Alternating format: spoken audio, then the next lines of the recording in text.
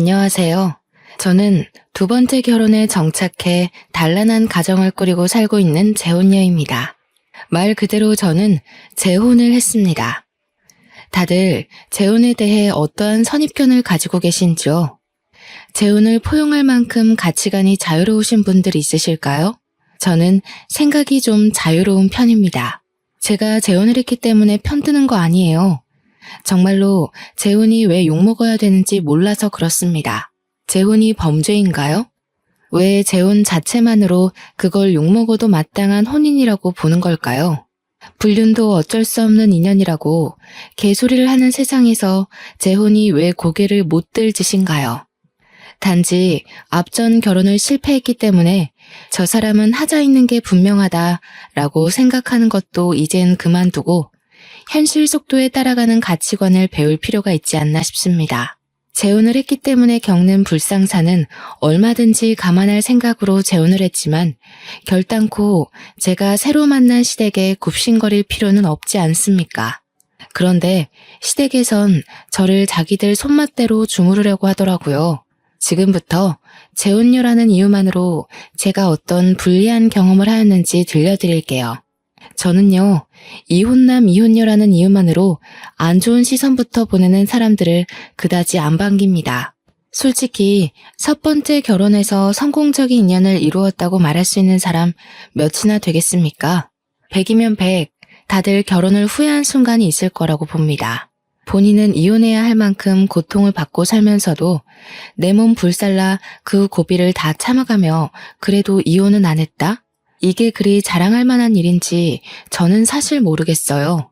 저는 재혼을 했기 때문에 재혼이 어떤 건지 너무도 잘 알고 있는데요. 이혼을 하지 않았다고 떳떳하게 말하는 사람들은 이혼을 하지 않은 게 아니라 할 용기가 없었던 게 아닌가 싶어요. 내가 사랑한다 생각해서 선택한 배우자와 지내다 보니 완전 상극인 걸 알았다고 칩시다. 내 선택이 틀렸다는 걸 인정하기 싫고 그 인연과의 연을 끊고 살 용기가 없어서 참고만 살았던 거 아닙니까? 재혼을 한 입장에서 저는 오히려 그런 사람들이 안타깝다고 봅니다. 그건 스스로를 무너뜨렸으면 무너뜨렸지 절대 나를 지키는 방법이 아니에요. 애초부터 상대에게 의지하기 위해 상대 없이는 못 살기 때문에 하는 건 결혼이 아니라 결혼으로 포장된 빈대가 아닌가 생각합니다. 이혼을 조정하려고 드리는 말씀이 아니에요. 적어도 내가 망가지는 걸 느꼈다면 나를 위해서라도 그 인연을 과감히 놓을 줄 알아야 된다는 걸 말하는 겁니다. 자식 때문에 그럴 수가 없다고요? 자식들은 과연 이혼 위기로 보이는 부모님을 보면서 그 상황에 행복할 수 있을까요? 부모님이 이혼 갈등을 겪는 건 자식들에게도 곤욕입니다. 이혼을 안 했다는 건 이혼을 미뤘다는 것일 뿐이에요. 실은 이혼하고 독립적으로 살아갈 용기가 없는 걸 다들 그렇게 포장하는 거잖아요. 저는 저의 행복을 위해 흔쾌히 재혼을 택했던 것입니다. 저한테 첫 번째 결혼은 실패가 아닌 어른이라면 겪을 수 있는 대인관계의 성장통이라고 생각해요. 성격 차이로 헤어진 첫 번째 결혼은 그냥 제가 그 남자랑 안 맞았다고 봅니다. 그 사람도 누군가에겐 최고의 연인이었을 수도 있죠. 저랑은 상극이었을 뿐이고요. 그렇게 이혼여임을 숨기지 않고서 여유를 가지며 살다 보니 두 번째 인연도 자연스럽게 찾아오더라고요. 두 번째 남자는 포장마차 사장님이었어요. 제가 결혼 때문에 잠깐 끊었던 혼수를 다시 즐기기 시작하면서 자주 가던 포장마차가 있었는데 거기 사장님과 대화가 잘 통해 말동무로 지내다가 사장님이 마음을 표시해 주어서 연인이 되었거든요. 사장님은 제가 본 남자, 여자 다 포함해서 가장 마음이 너그러운 사람이었고 그게 장사 마인드에서도 드러나서 손님들에게 주문 안주보다 더한 서비스를 마음 놓고 주는 사람이었습니다. 아마 그래서 제가 더 말동무로 포장마차를 자주 찾았던 것 같아요. 사장님이랑 있으면 저까지 마음이 부드러워지는 느낌이 있었거든요. 한 번은 손님이 시킨 안주보다 더 비싼 서비스를 내주는 사장님을 보고서 남는 게 있냐고 물은 적이 있었는데요. 사장님은 당연히 남는 게 있기 때문에 즐기면서 한다고 껄껄 웃더라고요. 사장님이라고 해봤자 저도 당시에 나이가 있던 처지였기 때문에 사장님이랑은 겨우 3살 차이밖에 안 났습니다. 사장님은 퇴근하고도 저와 흔쾌히 술친구가 되어주었는데 그 덕분에 이런저런 얘기를 다 했다 보니까 당연히 제가 이혼한 사정도 다 알고 있었어요. 그럼에도 저를 결혼 상태까지로 봐줬다는 게 고맙다가도 한편으론 미안하기도 했습니다. 제 입장에선 재혼이 죄라고 생각 안 하지만 초혼인 사람 입장에선 상대가 재혼이면 아무래도 자기가 2번째라는 인식을 할 수 있잖아요.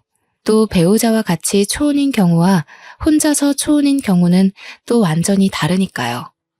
그래서 저는 만약 다시 결혼하고 싶은 인연을 만난다면 저 같은 돌싱을 만나려고 했습니다. 하지만 제 이혼 이력을 개의치 않아 하며 사람만 보고 끌렸다는 사장님의 고백 덕분에 저 또한 더 넓은 생각까지 갖게 되었어요. 그렇게 결혼한 저는 당연히 시댁과의 반대에 부딪힐 걸 알고 있었습니다. 제가 아무리 재혼에 대한 유연한 생각을 가지고 있다고 하더라도 아직까진 우리나라에서 재혼이 큰 하자잖아요. 더군다나 시부모는 어르신들일 텐데 요즘 젊은 사람들의 생각을 따라갈 수 있을 리 없지 않습니까? 그래요.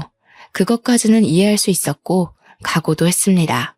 그런데 막상 결혼 인사를 드리러 갔더니 남편이 이미 나서서 시부모가 제게 입을 댈 수 없도록 손을 써놓은 것 같더라고요. 시부모가 제 개인 사정을 전혀 묻지 않고 그저 남편과 분가해서 잘 지내봤으면 좋겠다고만 말씀하시더군요. 시작부터 일이 제 입장을 생각해주니 저는 남편에게 더없이 고마웠습니다. 덕분에 저희는 결혼부터 분가까지 아주 수월하게 진행이 되었어요. 재혼 부부라고 보기엔 너무도 신혼 같았고 뭐 하나 트집 잡히는 게 없었죠. 그러나 역시 문제가 없다면 제가 재혼녀 꼬리표로 이 사연을 쓰지도 않았을 겁니다. 결혼을 한 후 이제 막 신혼 살림을 정리하고 나서부터 시모가 저희 집을 방문하기 시작했는데요. 올 때마다 제게 얼마나 황당한 말씀을 하는 줄 아시나요? 첫째는 아들이어야 하는 거 알지? 늙은이 생각이라고 욕할 것 없다. 요즘 것들이 뭘 잘 몰라서 그런 거지. 옛말대로 해야 자다가도 떡이 생겨. 어머니 말씀 잘 알겠지만 아이 성별이 어디 제 마음대로 되나요? 그리고 아직 남편이랑 아이 계획은 의논 못 해봤어요. 시모는 제 입장이 어떤지 별로 들을 생각도 없어 보였습니다. 갑자기 휴대폰을 꺼내 돋보기를 쓰더니 자기가 수소문하여 아들 낳는 방법을 알아왔다고 저한테 메모한 것을 이것저것 설명하기 시작하는 거 있죠.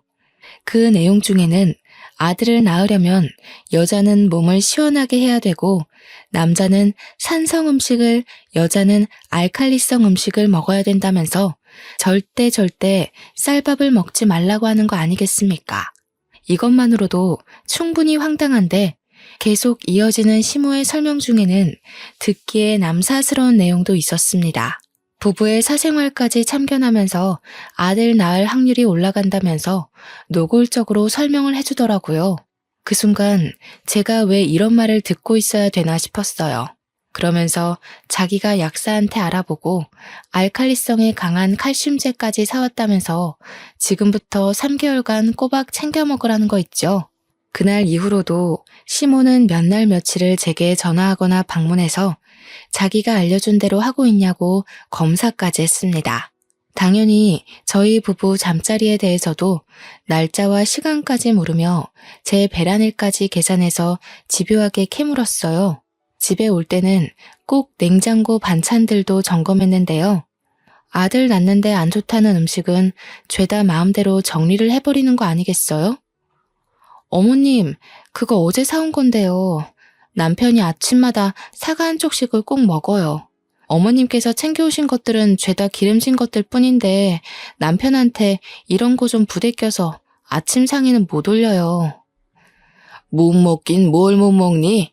내 아들인데 내가 잘 알지.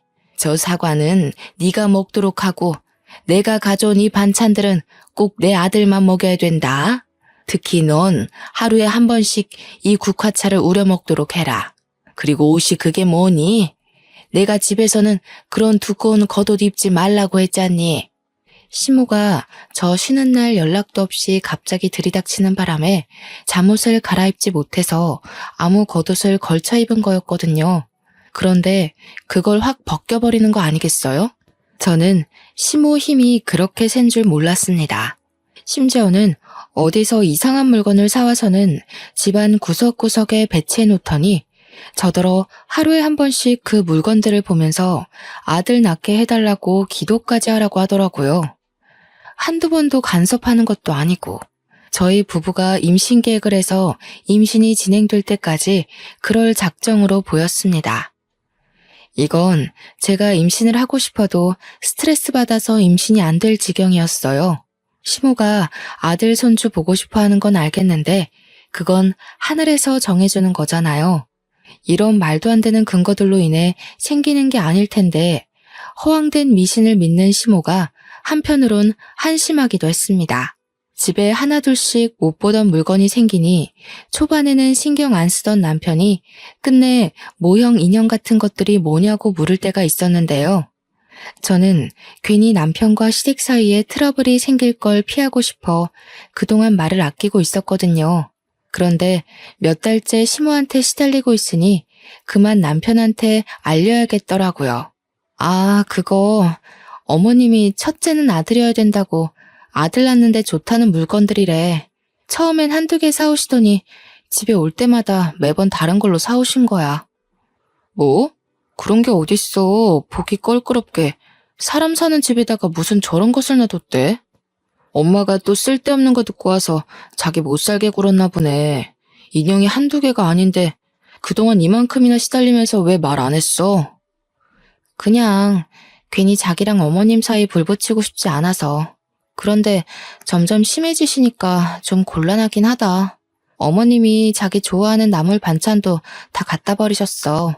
자기 보고 산성 음식만 먹으래. 자기 소화기관 안 좋아서 기름진 것 자제해야 되는데 어떡하지? 예상대로 남편은 시모에게 화가 많이 난 얼굴이었습니다. 남편은 결혼을 하고 나서도 제가 재혼녀라는 이유만으로 상처받지 않도록 엄청 신경 쓰는 사람이었는데요. 시모가 제게 입질을 한 걸로 모자라 임신 부분에서 스트레스를 주고 있었다는 사실을 알자 열이 많이 받은 듯 했습니다. 제가 사소한 부분에 대해서도 설명 들었다고 하니까 남편은 더 참지 못하고 시모한테 전화를 걸어 따졌어요. 그 때문에 한동안 시모의 걸음이 뚝 끊겼고 연락도 함께 끊어졌습니다. 남편은 시모가 사다 놓은 이상한 모형 인형과 반찬 등 말도 안 되는 미신이 깃든 흔적 모두를 전부 내다버렸습니다. 시모가 사다 줬던 약까지도 빠짐없이 전부 다요. 남편과 시모가 다툰 것은 마음이 불편했지만 그래도 그것들이 눈에만 안 보이니까 제가 좀 숨을 쉴 수 있겠더라고요. 마음이 평온해졌기 때문일까요? 스트레스의 원흉이 사라지자 놀랍게도 저는 임신을 하게 되었습니다. 임신이 되었을 때까지도 시댁에선 제게 간섭하는 것이 없었어요. 너무 기쁜 나머지 그동안 시모가 저를 피곤하게 했다는 사실을 잠깐 망각하고서 이 사실을 시댁과 친정에 빨리 알렸습니다. 그런데 아니나 다를까 그때부터 시모가 제게 다시 슬슬 입을 대기 시작하는 거 아니겠습니까? 태몽은 누가 꿨니? 어떤 꿈이었어? 너 그동안 내가 시키는 대로 했지? 내가 준 약은 임신하기 전 3개월 정도까진 꾸준히 복용했어야 했는데 똑바로 지켰니? 아, 어머님, 손자 보고 싶은 마음은 알겠는데요. 저희는 그냥 운명에 맡기려고요. 남편도 딸이든 아들이든 상관없이 다 좋다고 했거든요. 그래서 약도 끊은 지 오래됐어요. 아이고, 나 못 산다. 딸은 무슨 딸이야? 안 된다니까 그러네. 내 손주는 무조건 첫째가 아들이어야 돼. 장남이 들어서면 너한테도 좋은 건데 왜 말을 안 듣니? 어머님, 이런 게 고집 부린다고 될 일이 아니잖아요. 딸이든 아들이든 다 제 자식이니까 이제부턴 제가 알아서 할게요. 그리고 어머님 목소리가 너무 크셔서 태교에 많이 안 좋을 것 같아요. 앞으론 신경 꺼주세요. 그때 제 전화통화가 나름 저의 솔직한 감정 표현이었습니다. 시모의 간섭을 듣자마자 지난날의 스트레스까지 겹쳐져 한꺼번에 숨통이 막혔는데 저 때문에 자칫 뱃속의 아이한테까지 피해가 갈까봐 시모를 만나는 것도 싫더라고요. 다행히 남편의 입김 때문에 시모가 저희 집에는 찾아오지 않았어요. 덕분에 저도 시모에게 양해를 구하고는 시댁의 연락은 철저히 외면하며 몸조리에만 신경 썼습니다. 그렇게 태아의 성별을 확인할 수 있는 시기가 다가왔고 병원을 같이 찾은 저와 남편은 뱃속 아이가 딸이라는 사실을 듣게 되었습니다. 아이가 건강하다는 것만으로도 너무 기뻤지만 한편으론 시모의 등살이 걱정되더라고요. 그런데 저와 달리 남편은 정말 많이 행복해했어요. 사실 자기는 딸이 갖고 싶었다고 하면서 자기 꿈이 딸부잣집 아빠가 되는 거래요. 좀 귀엽지 않나요? 남편은 틈만 나면 귀갓길에 딸 물건이나 옷, 인형 등을 사오면서 딸을 맞이할 준비에 한껏 설렘 모습까지 보였습니다. 그런 남편을 보면서 저 또한 두근거렸지만 마음 한구석에는 계속 시모 생각을 놓지 못했어요. 이걸 어떻게 알려야 되나 그 생각 때문에 계속 골머리가 아팠습니다. 결국 산부인과 검진을 한 지 한 달이나 지나서 시모한테 딸이라는 걸 알리게 되었는데요. 그날 제가 시댁을 찾아가서 말씀을 드린 거였습니다. 남편과 시부는 출근을 했던지라 시댁에 같이 없었고 시댁에는 산후조리를 끝내고 온 신우랑 신우의 아들을 안고 있는 시모만 있었습니다. 제 뱃속의 아이가 딸이라는 걸 밝히자마자 시모가 시조카를 바로 내려놓더라고요. 아니나 다를까 눈에 불을 켜고 득달같이 언성을 높였는데 바닥에 놓인 시조카 똥기저귀를 제 얼굴에 던지는 거 아니겠어요? 그러게, 내가 뭐라고 그랬니? 진작에 내 말대로 했으면 아들을 가졌을 거 아니야. 네 신우 봐라. 내가 시키는 대로 했더니 금쪽 같은 아들을 낳은 거 안 보여? 어머님, 도대체 딸이 어떻다고 이러세요? 똑같이 귀한 자식이에요. 그러는 어머님께서 낳은 형님도 딸인 건 마찬가지 아니에요? 장녀 아니에요? 그럼 어머님도 집안 망신시킨 꼴인 거네요? 어머님도 첫째로 형님 낳으셨으면서 왜 이렇게 장남에 집착하세요? 어머머, 얘 봐라. 얘가 뭐라는 거야? 희원아, 얘 지금 뭐라는 거니? 한번 갔다 온 주제에 그깟 아들 하나 못 낳아서 내 자식한테 2번이나 흠을 만들어 놔? 내가 너 같은 애를 순순히 받아들인 이유가 왜겠니? 그래도 한번 갔다 왔으면 고분고분 수구릴 줄 알아야지. 그러게 옳게. 아무리 시건방져도 그렇지. 어떻게 시어머니 되는 사람한테 대들어? 전에 시댁에서도 이랬어? 그래서 이혼당한 거지. 역시 재혼하는 사람들이 다 그렇지. 순진한 내 동생 꼬드겨서 다시 살림 한번 펴보려고 한 것 같은데 결국 똑같은 이유로 내 동생한테 이혼당할 거야. 행동 조심해. 아들, 딸 얘기하다가 갑자기 제 재혼 얘기는 왜 나온 거죠? 애초에 아들, 딸 문제로 이런 다툼이 생겼다는 것 자체가 저는 이해할 수 없었어요. 기가 막혀서 저는 참지 않고 신우한테도 대들었습니다. 지금 뭐라고 했냐고, 왜 잘 알지도 못하는 남의 인생사 함부로 말하냐고 고함을 쳤더니 신우는 뻔뻔하게 고개 쳐들고서 저를 비웃는 거 아니겠어요? 그럼 그렇지. 사고친 인연들 보면 다 불륜녀나 이혼녀, 재혼녀더라. 어쩌다가 내 동생이 올케 같은 해진 여자한테 넘어갔는지 모르겠는데 올케가 지금 당당할 입장은 아니야. 뭐라고요? 해진 여자? 이 집 사람들은 뭘 얼마나 잘난 삶을 살고 있길래 저한테 그런 식으로 말하는 거예요? 하긴 입에 걸레 문 사람이 잘 살아봤자 얼마나 잘 살아왔겠어요? 입에 걸레 문 사람? 올케 미쳤어? 나 올케한테 형님 되는 사람이야. 아무리 개념이 없다고 해도 그렇지 어떻게 예의 없이 그딴 말을 해? 이것 봐. 결혼 실패했던 여자들은 다 이유가 있다니까. 신우가 저를 앞에 두고 막말을 자꾸 하잖아요. 제가 그런 모욕을 듣고 있을 이유가 없지 않습니까? 더 이상 화를 참을 생각도 없던 저는 겨우 1살인 신우 아들 앞에서 신우에게 달려가 머리채를 잡고 흔들었습니다. 옆에서 깜짝 놀라 소리 지르던 시모는 우왕좌왕하다가 당장 남편한테 전화하더라고요.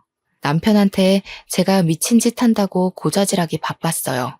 저는 남편이 오는 15분가량의 시간 동안 신우와 서로 머리채를 붙잡고 싸움을 멈추지 않았습니다.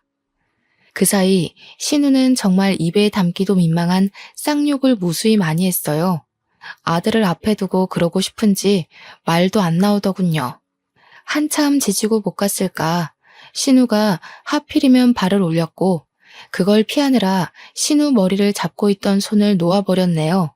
그래서 신우는 엉덩방아를 찌으면서 요란하게 넘어졌는데요. 다행히도 때마침 남편이 문을 따고 들어왔고 남편은 들어오자마자 저만 먼저 살폈어요. 조심히 배를 안고 있는 저를 부축해 주었죠. 뭐 하는 짓이야? 이 사람 지금 뱃속에 아기가 있다고. 그걸 아는 사람이 아내를 몰아세운다는 게 정상적인 행동이야? 제발 누나가 책임질 수 있는 행동만 하라고. 뭐야? 지금 누구 편을 드는 거야? 먼저 잡은 건 저 여시가 먼저 그랬어. 내가 계속 당하다가 겨우 뻗은 발이었는데. 저거 분명 버릇 나빠져서 이혼 당한 걸 거야. 너처럼 오냐오냐 다 들어주니까 신우 무서운 줄 모르고 나대잖아. 빨리 제 전 남편 찾아가서 물어봐. 그래, 맞다. 그리고 떨어지면 오히려 잘 된 거 아니니? 그래봤자 들어있는 게 딸일 뿐인데 이참에 다시 아들 준비하면 되고 좋지 뭘. 재혼 꼴이 달고 왔으면 손주라도 우리가 원하는 아들로 낳아야 될 거 아니겠어? 시모와 신우의 막말에 제가 다시 어떻게 해보려고 일어났는데 되레 저는 더 잠자코 있을 수밖에 없었습니다. 남편이 신우한테 다가가 신우의 뺨을 때렸기 때문이죠. 신우는 남편 힘에 밀려서 자기 아들 옆으로 완전히 꼬꾸라져 버렸습니다. 저도 놀랐는데 시모랑 신우는 자기들 핏줄이 그러니까 얼마나 놀랐겠어요. 상종 못할 인간들. 한 번만 더 내 와이프랑 내 딸한테 손대고 입대면 나 그땐 이 집 호적에서 나올 거야. 장남이 뭐 대수야? 장남인 아빠도 내 결혼에 대해서 아무 말도 안 하는데 왜 어줍잖은 당신들이 난리야. 뭐? 아들아, 네가 어떻게 엄마한테 그런 소리를 할 수가 있어? 고작 저런 여자 하나 때문에 엄마를 협박해? 전현이 사주한 거지. 그렇지? 조용히 하세요. 평생 내 얼굴 안 볼 생각이면 계속해서 내 가족 건드려봐. 나 절대 그냥 하는 소리 아니야. 내 딸 손대는 순간 누나 아들도 잘못될 줄 알아. 남동생의 협박에 놀란 건지 신우는 남편의 말에 눈물까지 보이면서 억울했습니다. 저는 남편의 부축을 받고 그대로 시댁을 빠져나왔어요. 혹시나 싶어 남편이 산부인과로 저를 데려가서 딸아이가 괜찮은지 확인까지 하더라고요. 이상 없다는 전문의의 말을 듣고 나서 남편은 제게 마음 놓고 사과를 했어요. 우리 엄마랑 누나가 옛날부터 좀 간섭이 많은 사람들이었어. 자기 재혼에 대해서도 자꾸 트집 잡으려길래 나름 내가 찍소리 못하게 해놨는데 이런 수모 겪게 해서 미안해. 내가 아빠랑 상의해서 다시는 당신 옆에 얼씬 못하게 해줄게. 남편의 진심 어린 사과가 너무 고마웠고 든든했습니다. 남편의 잘못이 아니잖아요. 그래서 남편에겐 다른 원망은 없었어요. 남편이 시댁한테 당하는 제 사정을 모르는 것도 아니었고 나 몰라라 하는 것도 아니지 않습니까? 그런 남편이 저를 지켜주고 있었기 때문에 저도 굳건히 버틸 수 있었던 겁니다. 그래서 시모랑 신우가 저한테 더 이상 손을 못 댔냐고요? 그건 또 아닙니다. 그 둘은 오히려 더 열이 받아서는 남편이 제 게임에 넘어갔다고 생각해 저를 확실히 구워 삶으려고 작당을 하기 시작했어요. 저는 출산을 하기 전까지 몇 번이나 시댁 식구들 때문에 유산의 고비를 넘겨야 했습니다. 한 번은 시모가 남편을 통해서 여자 몸에 좋다는 한약을 선물하더라고요. 절대 이럴 사람이 아니기에 저는 끝까지 의심의 눈을 거두지 못했죠. 결국 저는 곧장 한약 봉투에 표시된 한의원을 찾아가서 시모가 대체 어떤 약재를 써서 만들었는지 물어보기까지 했습니다. 네, 여자한테 좋지 않은 한약이 맞다고 하더군요. 그래서 한의사가 시모한테 절대 가임기 여성에게는 음용하지 말라고 몇 번이나 말했다고 합니다. 하지만 시모는 자기 아들 거 짓는 거니까 걱정하지 말라고 했대요. 두 모녀는 끊임없이 저를 공경에 빠뜨렸습니다. 남편이 시댁에 경고를 줬다고 말을 들을 사람들이었다면 제가 이렇게 스트레스를 받지도 않았겠죠.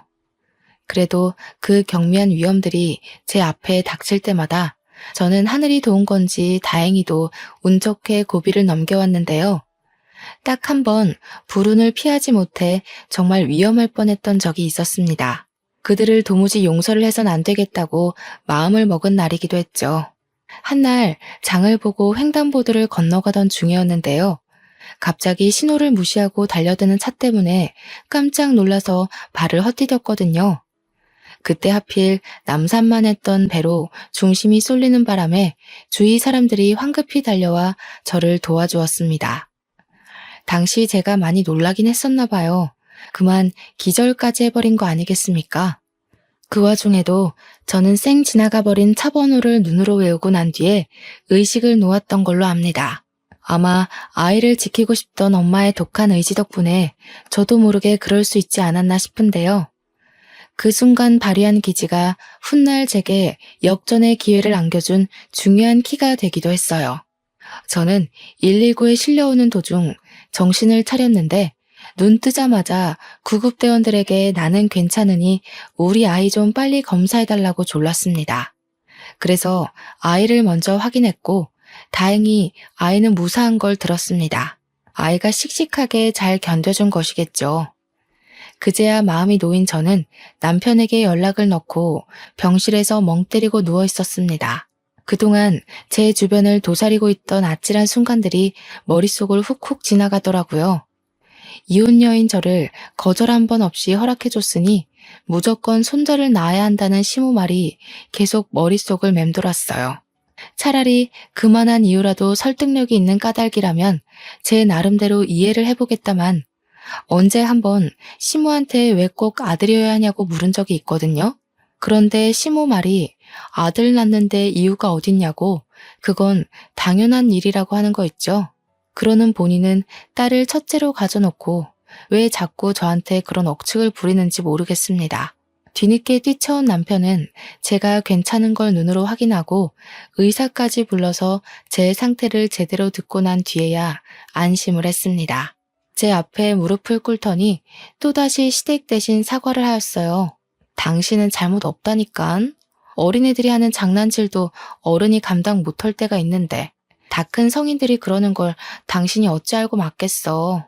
당신이 자꾸 시댁 대신 사과를 하면 난 그게 더 마음 불편해. 솔직히 어머님이랑 형님 용서 못하겠는데 당신이 이러면 내가 용서해야 될 것 같단 말이야. 그렇지. 거기까진 생각 못했다. 그래도 미안해. 내가 더 주의를 기울였어야 되는 건데. 정말 엄마랑 누나가 이렇게까지 나올 줄 몰랐어. 내가 생각해도 이건 사람 짓이 아니라고 봐. 그날 남편은 제 손을 잡으면서 심지를 단단하게 굳혔어요. 시댁한테 경고했음에도 정신 못 차리고 이런 몰상식한 짓을 벌였으니 자기가 그냥 천륜을 끊겠다고 하더라고요. 가족이라고 무조건 다 포용해야 될 의무는 없다면서 시모와 신우가 먼저 선을 넘었으니 뱃속의 자식을 위해서라도 위험 요인을 끊어내는 게 맞다고 하였습니다. 저는 별로 다친 곳이 없어 그날 남편과 함께 바로 퇴원을 했고 남편은 시댁에게 전화를 하여 절연할 것을 제대로 통보했어요. 그리고 살인미수로 고소도 할 거라고 했습니다. 저는 그런 엄벌까진 생각하지 못했는데 남편은 확실히 가족이라고 봐줄 생각이 없어 보이더라고요. 신고하는 데엔 문제 없었어요. 다행히 제가 증거 사진을 다 남겨놓기도 했고 아파트 건물 CCTV랑 도로 CCTV를 통해 제가 누군가의 고의로 위험에 처했다는 사실은 얼마든지 입증이 가능했으니까요.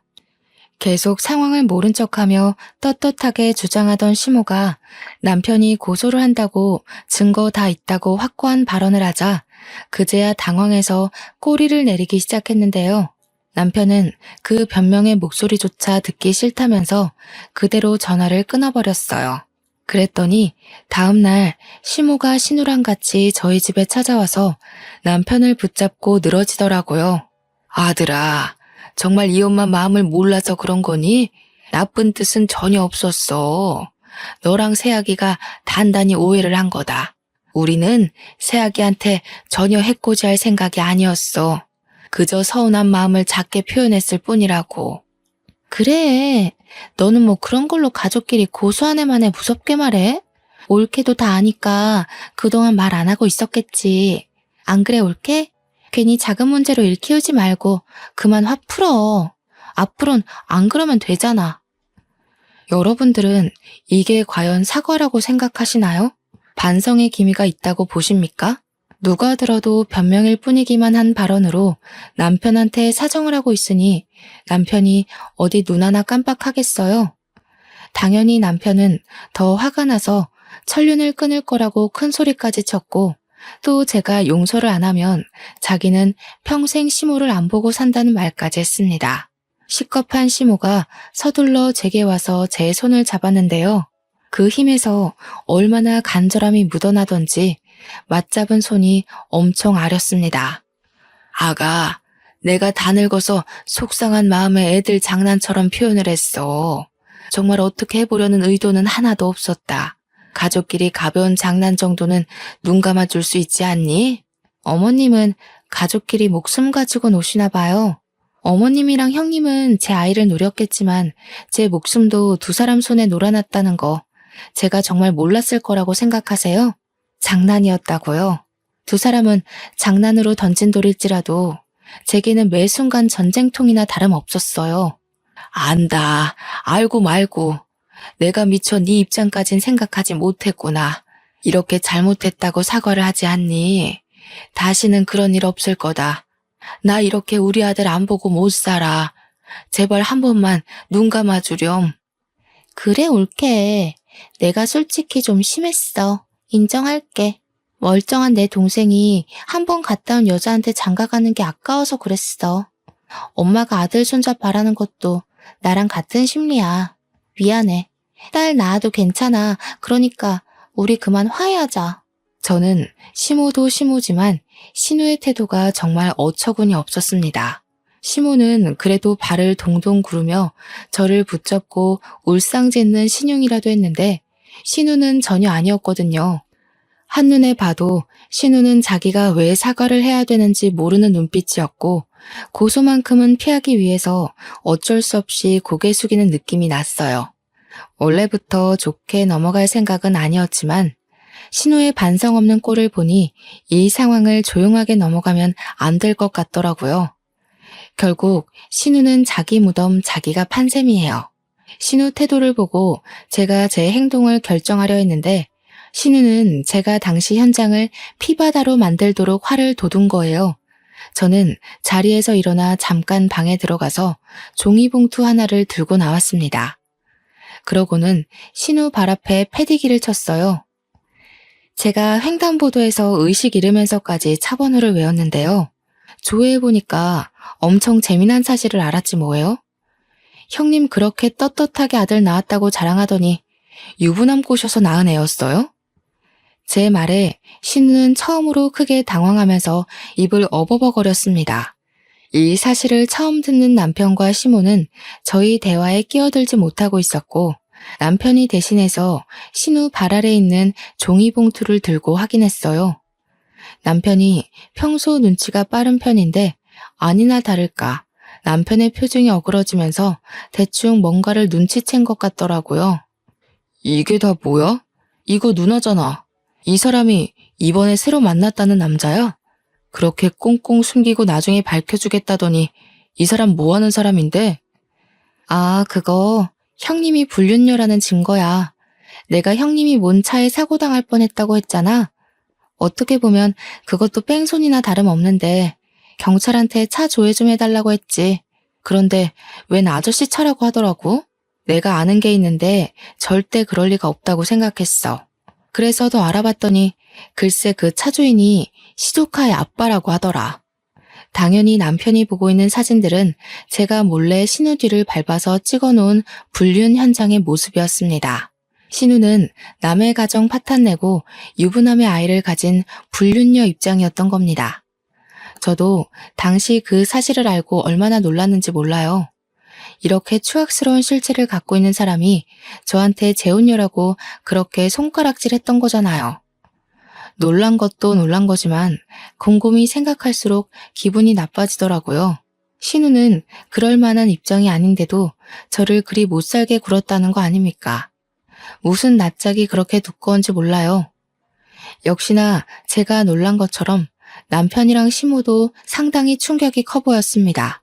심지어 시모는 남편이 들고 있는 사진을 뺏어가 자세히 보면서 기함을 했어요.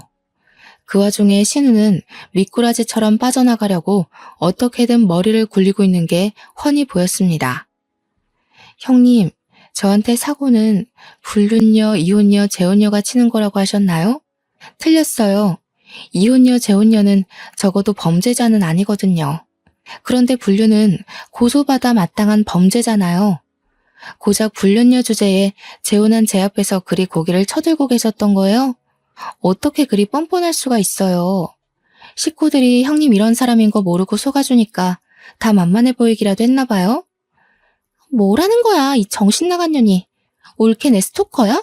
어디서 이런 걸 조작해서 나를 겁박해. 이러면 내가 무서워 벌벌 떨 줄 알았나 보지? 나 그렇게 멍청한 사람 아니거든. 겨우 생각한 방편이 스토커 핑계라니 실망스럽네요. 어머님도 어머님 따님이 하는 짓 똑바로 지켜보세요. 아들 낳은 형님을 그렇게 자랑스러워 하셨잖아요. 겨우 불륜녀가 낳은 손자를 둔 셈인데 어떡해요? 동네방네 손자 자랑할 수 있겠어요? 손자 자랑 전에 불륜녀 엄마라고 소문 먼저 날 텐데 괜찮으실지 모르겠네요. 제 말에 시모는 얼굴이 시뻘개져서 신우를 노려봤습니다. 제 앞이라 쪽팔린지 차마 딸에게 쓴소리는 못하더라고요. 배신감에 치를 떨면서 소파에 덩그러니 누워있는 시조카까지 노려보는 거 아니겠어요? 더 이상 빠져나갈 구멍이 없다고 생각한 신우는 이 모든 상황에 당황해서 갑자기 소리를 빽 질렀는데요. 자기는 불륜이 아니라고 사랑이고 운명이라면서 본처가 자기들 사이 갈라놓고 있는 거라고 증거 사진들을 갈기갈기 찍기 시작하더군요. 신우의 숨통을 조일 수 있는 귀한 증거인데 제가 원본을 줬을 리 있겠습니까? 헛짓하고 있는 신우에게 그거 다 휴대폰에 저장된 사진이라고 하니까 신우는 그제야 제 앞에 무릎을 꿇고 울며 불며 애원을 하더라고요. 올케, 이거 밝혀지면 나 그 사람한테 외면당해. 제발 부탁이야. 그 사람 합의 이혼하고 나한테 온다고 했단 말이야. 이거 들통나면 우리 아들은 아빠 없이 커야 돼. 형님은 그런 말할 자격이 없어요. 남의 집 자식 아빠를 뺏은 사람이잖아요. 못 모르는 시조카 입장은 안타깝지만 제가 방금 그분 본처한테 연락을 넣었어요. 형님 같은 사람이 행복한 가정을 꾸리고 산다면 남겨진 그 집 가족들한테 너무 잔인한 일이잖아요. 불륜을 저지르면 그 대가가 불행이라는 거 시조카도 똑똑히 알아야죠. 저는 신우 앞에서 휴대폰을 들이밀며 처음 보는 번호로 그 사진들을 전송한 걸 보여줬습니다. 신우는 다시 얼굴색이 돌변하더니 제 휴대폰을 바닥에 냅다 집어던졌어요. 그러고는 울분에 차서 저를 노려보는데 자기 폰으로 불륜남이 전화가 오기 시작하자 사색이 되더라고요. 불안에 떨며 전화를 받고는 자기야 하면서 변명을 막 하는데 제가 본 사람들 중 가장 못나고 찌질해 보였습니다. 어쩜 시모도 신우도 이런 식으로밖에 못 살았을까요? 남편 위로 저런 사람이 둘이나 있는데 남편은 저들과 달라서 얼마나 다행인지 모릅니다. 난장판인 시댁 식구를 보면서 한심한 마음에 혀를 내두르고 있던 차 남편이 알아서 그들을 쫓아냈습니다. 남편은 문을 닫기 전에 그 두 사람에게 딱 한마디 엄포를 남기더라고요. 연락할 때까지 다신 얼씬도 하지 말라고 말입니다. 시모랑 신우를 본 건 그때가 마지막이었어요. 2달이 지난 지금까지 만난 적이 없네요. 출산하기 전에 그들을 떼어낼 수 있어서 천만다행이라고 생각합니다. 출산 내내 험난한 시간을 보냈는데 그게 출산 임박까지 이어졌다고 생각해보세요. 그래서 우리 아이가 잘못되었다면 저 정말 시모랑 신우의 숨통을 졸랐을지도 모릅니다. 다행히도 하늘이 알아서 나쁜 인간들을 떼어내주지 않았습니까? 출산 임박해서 그 두 사람을 정리했잖아요. 모든 게 다 고마운 상황이었지만 그 와중에 특히 고마웠던 건 못난 엄마의 불찰에도 그 모든 걸 씩씩하게 잘 버텨준 우리 딸에게 고마울 따름이에요. 제 아이는 너무도 무사하고 건강하게 태어났습니다. 저와 남편은 그제야 가정다운 가정을 살면서 딸에게 최선을 다하는 부모가 되려고 노력 중에 있어요. 아, 그리고 제 딸이 여자아이치곤 좀 독특한 부분이 있었는데 예쁜 인형을 좋아하기보단 주로 칼 장난감을 가지고 노는 걸 좋아하더라고요. 얼굴은 예쁘게 생겨가지고 남편이 사준 인형들을 세워놓고 칼을 휘두르며 노는데 얼마나 장군 같은지 모릅니다. 남편이 인형놀이 하라고 사준 선물들은 전부 딸의 전쟁놀이를 즐겁게 만들어주는 적군이 되어버렸어요. 그럼에도 남편은 그런 딸마저 사랑스럽고 예쁘다며 시간 날 때마다 딸이랑 놀아주려 하더군요. 사이좋은 부녀를 보면서 저는 그간의 스트레스를 싹 잊어가고 있는 중입니다. 그리고 시댁 사정은 전과 다를 게 없었어요. 여전히 제 눈에 코빼기도 안 보였고 근근히 소식은 들렸지만 명절조차도 마주할 수 없었습니다. 이게 다 남편이 제 편의를 봐줬기 때문이죠. 제가 그런 몰상식한 시댁을 안고서 결혼 생활을 이어갈 수 있는 이유도 전부 남편의 덕이라고 봅니다. 가끔씩 시부만 저희 딸을 만나러 신혼집에 방문하고 있는데 시부 말 들어보니까 시무가 늘 같이 동행하고 싶다 하는 것 같다더라고요. 시부가 한 번씩 남편한테 슬쩍 시무 얘기를 물어보곤 하는데 그때마다 남편이 단칼에 거절하는 바람에 시무는 아직도 저희 신혼집 동네조차 못 밟아보는 중입니다. 시부는 한 번씩 더 보는 것 말고는 저희에게 화해할 것을 딱히 강요하지는 않았습니다. 시부도 신우와 시모의 행적을 들었을 테니 감히 눈 감아주라고 언급하지 못하는 거겠죠. 그래서 그저 제 딸의 사진이랑 동영상만 찍어 시모한테 보여주는 걸로 만족하고 있어요. 또 신우는 제가 신우 불륜남의 본처에게 증거물을 죄다 보내줘서 상간녀 소송을 당했다고 하더라고요. 죗값을 받으라고 일부러 본처에게 알린 것이기 때문에 신우가 어떻게 되었는지 괜찮은지 딱히 안부가 궁금하진 않았습니다. 다만 저 때문에 아빠 없이 커야 하는 시조카의 사정은 마음 한편에 계속 걸려 있어요.